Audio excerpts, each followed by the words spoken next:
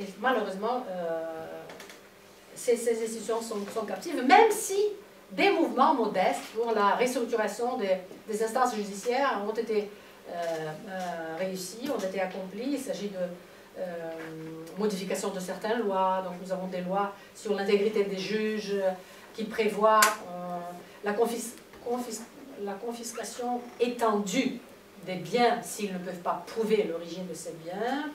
À cause de ça, une centaine de juges ont quitté le système. Nous avons 400 juges, une centaine ont quitté bénévolement parce qu'ils ont décidé il vaut mieux sortir avec ce qu'on a maintenant pour ne pas rester sans rien. Voilà. Donc au Parlement, il n'y a pas de majorité parlementaire stable. L'autre jour, c'est hier, je crois. Oui, oui. Non. Oui, mais c'était hier au Parlement. Les communistes, les socialistes et les démocrates ont créé un groupe de travail pour statuer sur le renforcement de la neutralité de la République de Moldavie qui est inscrite dans la Constitution. Cette neutralité, elle est inscrite, c'est l'article 154, 156, et qui dit qu'on ne peut pas changer de neutralité, seulement par référendum, avec participation de 51% des électeurs inscrits sur les listes. Voilà ça. Oh là là, on ne peut pas changer ça.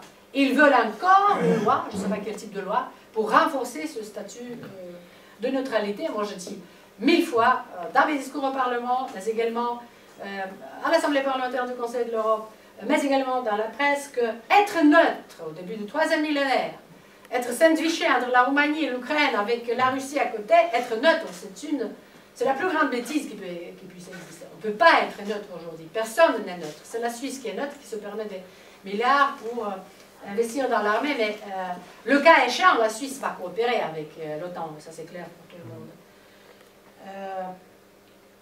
Avant les élections, juste quelques jours avant les élections parlementaires de 2014, une grande manigance a eu lieu dans le système financier de la République de Moldavie.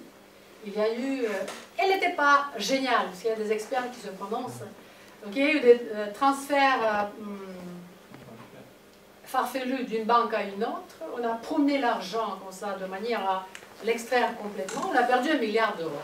Ça c'est, malheureusement la Moldavie est apparue dans la presse, y compris française, la presse européenne, c'était comment dire, le vol du siècle, comment voler 1 milliard. Et ça c'est bien sûr honteux, c'est très honteux.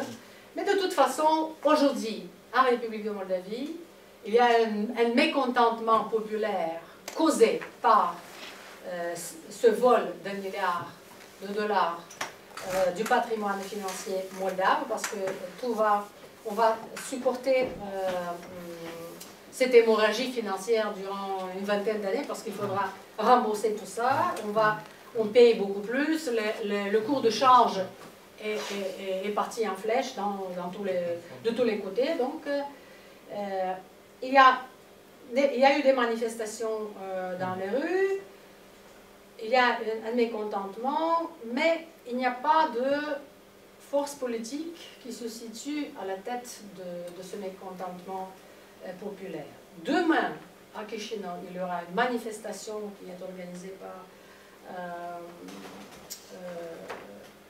Acțiunea 2012 și Tinerii Moldovei.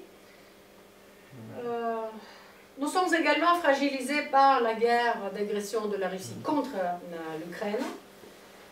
Voilà, donc la République de Moldavie, en ce moment, elle est vraiment très fragile.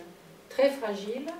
Et monsieur le professeur me demandait qu'est-ce que je pense sur l'évolution des événements les quelques années à venir. Moi je dis, ben, je ne sais pas.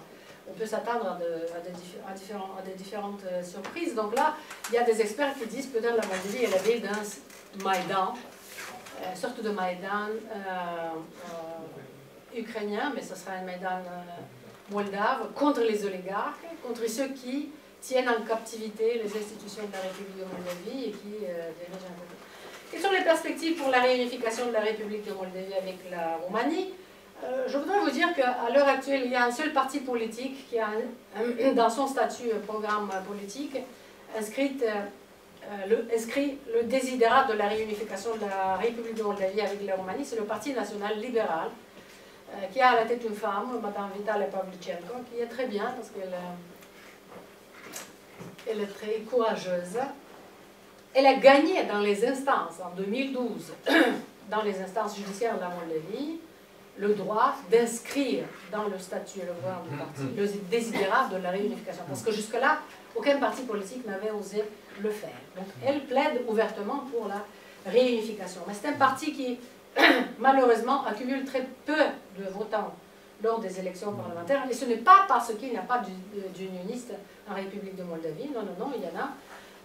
Selon certains sondages, donc en Roumanie, ça fait plus de 75% qui sont en faveur de la réunification de la Roumanie avec la Moldavie. Peut-être selon d'autres maisons de sondage encore davantage.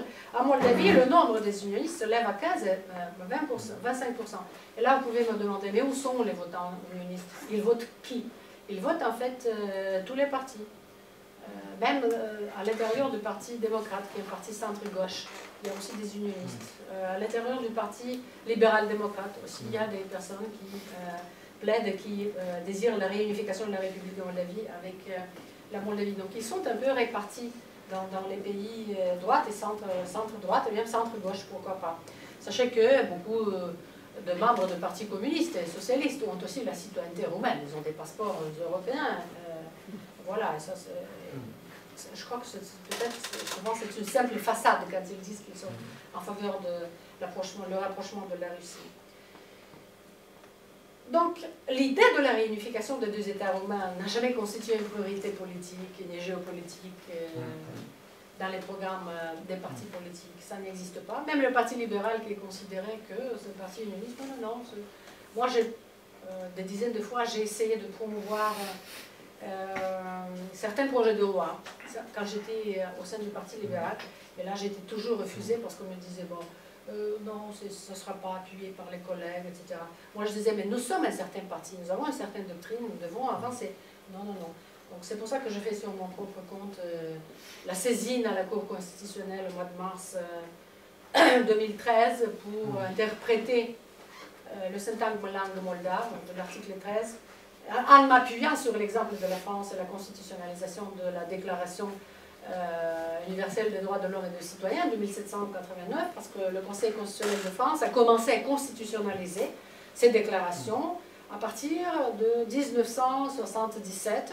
Certains principes de la déclaration ont été constitutionnalisés.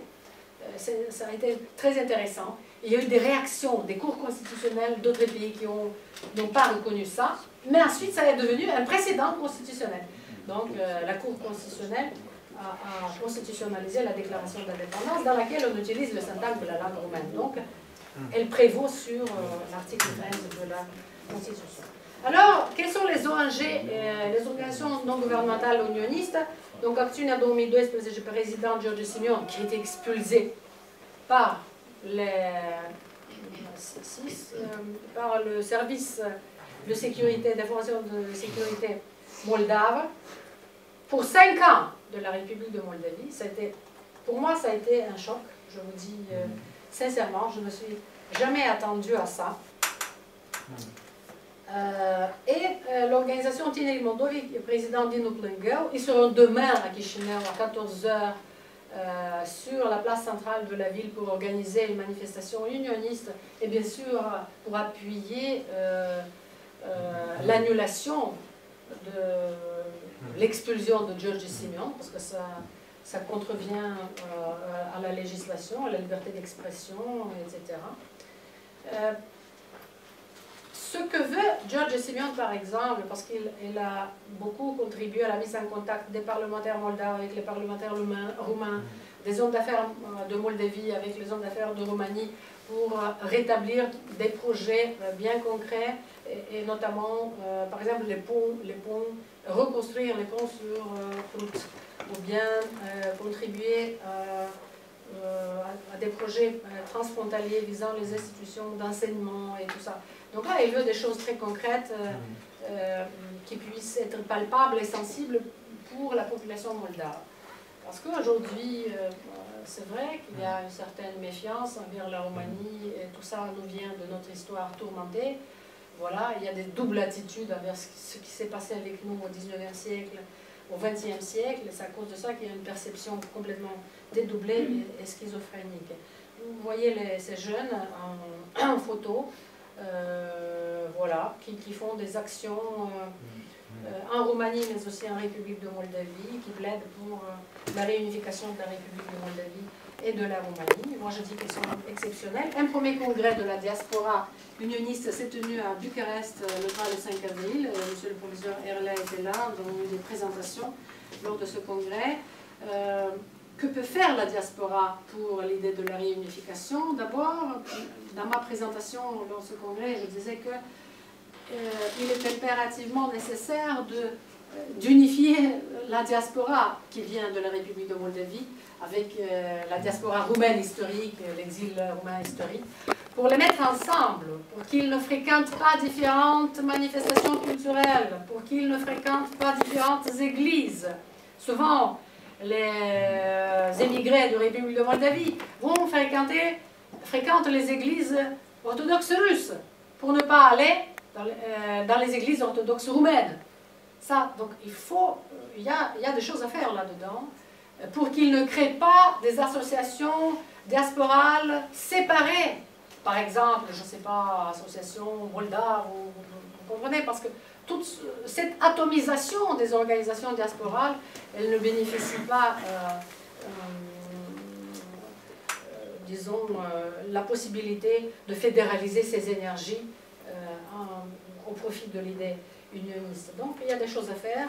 Je crois que si ces organisations diasporales sont bien animées, je crois qu'on peut vraiment réussir. Et bon, pour quand la réunification de la République de Moldavie avec la Roumanie, il y a deux scénarios selon moi. Le premier, c'est un scénario rapide, mais tragique, parce que la guerre d'agression de la Russie contre l'Ukraine est là, la Russie est là. Si un beau jour Poutine décide de venir avec Kalachnikov à Chisinau, il peut le faire facilement, en toute légèreté, facilité. Il y a eu des scénarios militaires développés par des personnes qui sont des spécialistes dans des stratégies militaires, et ils ont dit qu'avec l'armement de Transnistrie et tout ça, les bases militaires qu'ils ont là, ils occupent cette partie de la Moldavie en quelques heures. Quelques heures. Attention, parce que l'armée moldave, ce n'est pas une armée qui puisse répondre de manière prompte, professionnelle. Nous ne sommes pas membres de l'OTAN, nous n'avons pas d'armement, nous avons des équipements qui nous viennent de l'époque soviétique. Bon, je dis ça parce que notre ancien ministre de la Défense, M. Marinuz, nous étions ensemble dans la même équipe, il nous racontait lamentablement ces situations de l'armée moldave qui disait que c'est pas possible de continuer comme ça, il faut exclure ce service militaire obligatoire pour les jeunes, il faut travailler pour la création, la mise en place d'une armée professionnelle avec des gens qui signent un contrat, qui veulent travailler, etc. Donc, le scénario rapide mais douloureux, c'est l'escalade de ce conflit. Parce que moi, je considère que si Poutine vient avec Kalachnikov sur le territoire de la République de Moldavie, la Roumanie ne va pas rester les bras croisés et ne va pas répondre. Voilà. Alors, il y a des gens qui hésitent. Bon. Et bien sûr, le scénario plus lent, c'est toujours en utilisant la phrase de Voltaire, il faut travailler notre jardin. Bon, on va travailler l'idée de l'unionisme, mais je voudrais bien que nous sortions du romantisme de l'idée unioniste, que nous soyons là de manière très pragmatique, concrète, que nous puissions œuvrer à ça. Il faut œuvrer à ce qu'une masse critique soit créée en République de Moldavie et qui souhaite vraiment bien se réunir à la Roumanie.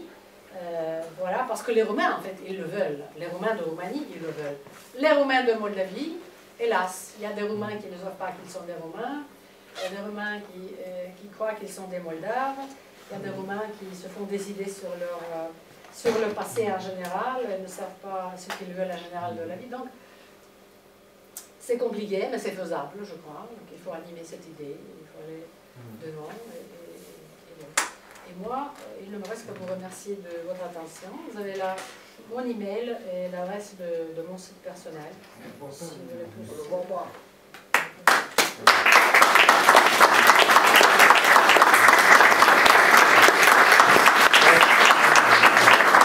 plus.